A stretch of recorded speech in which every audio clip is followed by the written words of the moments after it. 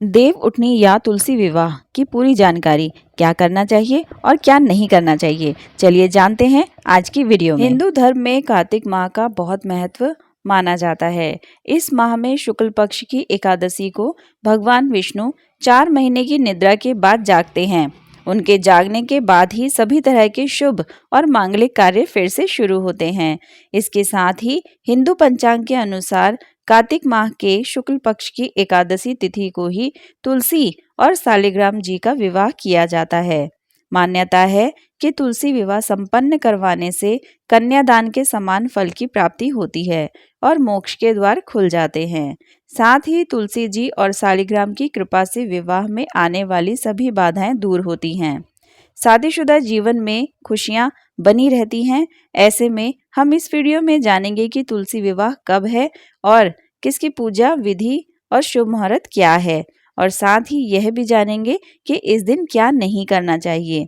लेकिन उससे पहले अगर आप भी चाहते हैं कि विष्णु भगवान जी का आशीर्वाद आप सब पर बना रहे तो इस वीडियो को एक लाइक करें और चैनल को सब्सक्राइब कर लें और कमेंट बॉक्स में जय श्री कृष्णा ज़रूर लिखें।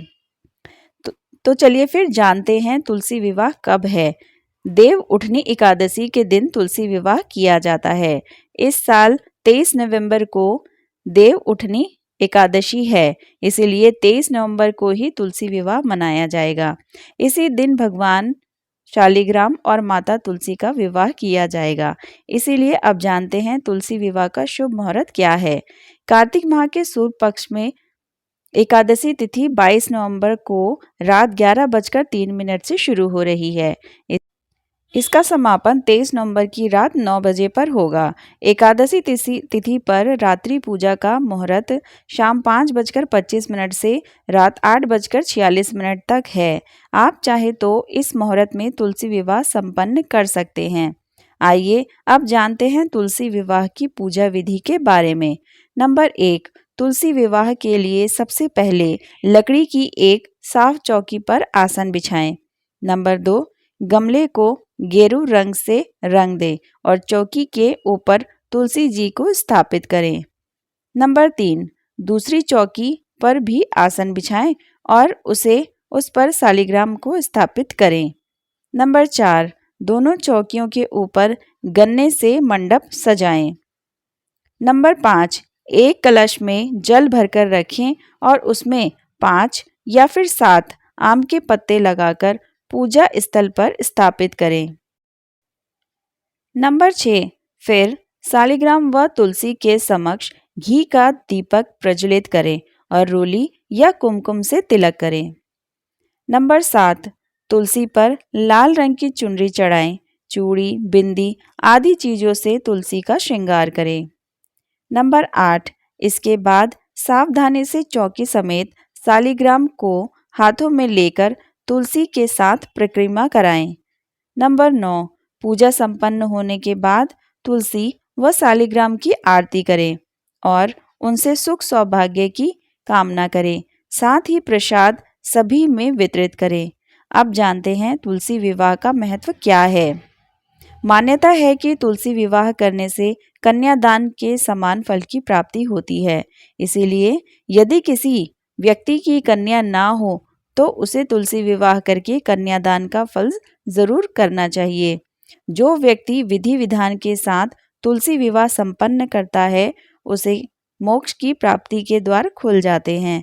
साथ ही तुलसी और भगवान शालिग्राम का विधिवत पूजन करने से मनोकामनाएं पूर्ण होती हैं। आइए अब जानते हैं तुलसी विवाह पर क्या नहीं करना चाहिए।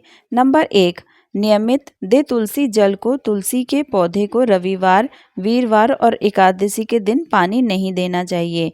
इसके साथ ही शाम के समय तुलसी के पौधे के पास दीपक जलाना चाहिए। कहा जाता है कि जिन घरों में सुबह शाम तुलसी का दीपक जलाकर जल दिया जाता है वहाँ माँ लक्ष्मी की कृपा सदैव बनी रहती है। नंबर 2, विष्णु की पूजा करते समय किसी भी प्रकार की तामसिक वस्तु का प्रयोग नहीं करना चाहिए। नंबर 3, गठबंधन के लिए लाल चुनरी और पीला कपड़ा ही लें।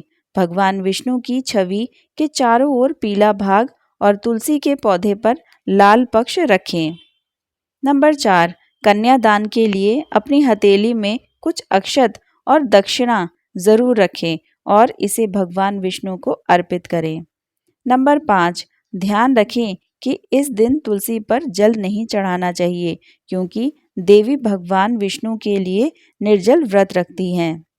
नंबर 6, तुलसी की पत्तियां चंद्र ग्रहण सूर्य के छिपने के बाद एकादशी और रविवार के दिन नहीं तोड़नी चाहिए, इसीलिए विष्णु भगवान के भोग के लिए पहले ही तुलसी तोड़ लें। नंबर 7, इस दिन गुस्सा ना करें और छोटे बड़ों से मधुर वाणी में ही बात करें। नंबर 8, इस दिन मांस, लहसुन, प्याज, मसूर की दाल आदि चीज़ों से दूरी बनाकर रखें। नंबर 9, रात्रि को पूर्ण ब्रह्मचर्य का पालन करें और भोग विलास से दूर रहें।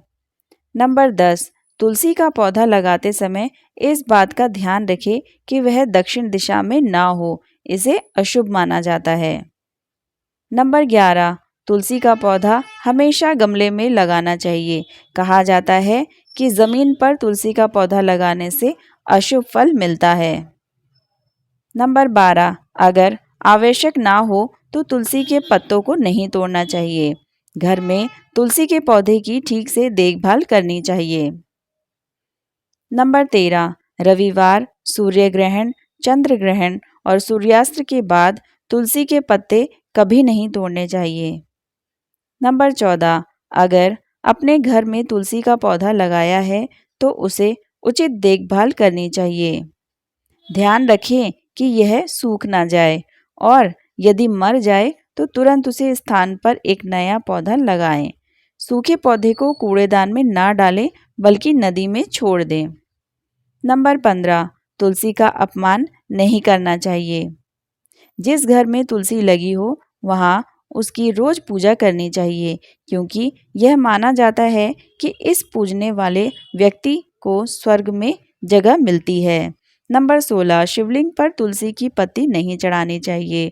पौराणिक मान्यताओं के अनुसार जलंधर नाम का एक असुर था जिसे अपनी पत्नी की पवित्रता और विष्णु जी के कवच की वजह से अमर होने का वरदान मिला हुआ था, जिसका फायदा उठाकर वह दुनिया भर में आतंक मचा रहा था, जिसके चलते भगवान विष्णु और भगवान शिव ने उसे मारने की योजना बनाई।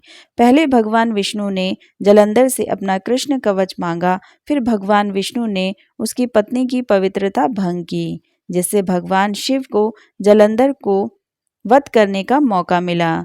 जब वृद्धा को अपने पति जलंधर की मृत्यु का पता चला तो उसे बहुत दुख हुआ, जिसके चलते गुस्से में उसने भगवान शिव को श्राप दे दिया कि उन पर तुलसी की पत्तियां कभी नहीं चढ़ाई जाएंगी।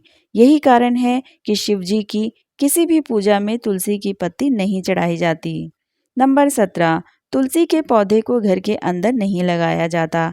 ऐसा कहा जाता है कि तुलसी के पति की मृत्यु के बाद भगवान विष्णु ने तुलसी को अपनी प्रिय सखी राधा की तरह माना था, इसीलिए तुलसी ने उनसे कहा कि वे उनके घर जाना चाहती है, लेकिन भगवान विष्णु ने उन्हें मना कर दिया और कहा कि मेरा घर लक्ष्मी के लिए है, लेकिन मेरा दिल तुम्हारे लिए है।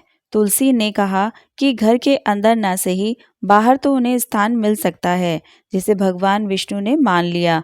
तब से आज तक तुलसी का पौधा घर और मंदिरों के बाहर लगाया जाता है। नंबर 18, तुलसी विवाह के दिन तुलसी जी को सभी श्रृंगार की चीजें चढ़ाना ना भूलें। नंबर 19, तुलसी विवाह के दिन अगर आपने व्रत रखा है तो आपको इस दिन किसी को अपशब्द नहीं बोलना चाहिए। नंबर 20, तुलसी विवाह के दिन घर में लहसुन और प्याज का उपयोग ना करें। नंबर 21, तुलसी विवाह के दिन खाने में चावल का प्रयोग बिल्कुल भी ना करें। नंबर 22, तुलसी विवाह के दिन तुलसी के पौधे को पैसों में बिल्कुल भी ना दें। इस दिन आप तुलसी के पौधे को दान कर सकते हैं। नंबर 23, तुलसी विवाह के दिन घर के बड़े बुजुर्ग का अपमान बिल्कुल भी ना करें क्योंकि इस दिन भगवान विष्णु जागते हैं। नंबर 24, एकादशी और तुलसी विवाह पर बाल, दाढ़ी व नाखून ना काटें। इस दिन भोग विलास से भी दूर रहना चाहिए।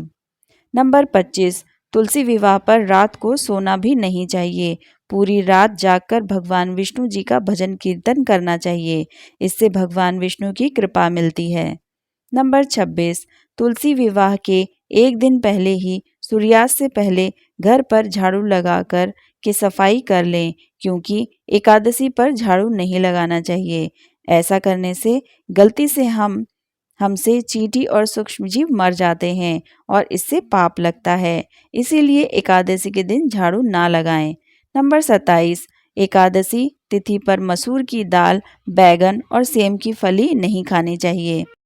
नंबर 28, इस दिन किसी दूसरे व्यक्ति द्वारा दिया गया अन्न भी ग्रहण नहीं करें, इससे पुण्य नष्ट हो जाते हैं। जानकारी अगर पसंद आई है तो प्लीज़ वीडियो को लाइक और चैनल को सब्सक्राइब ज़रूर कीजिएगा। धन्यवाद।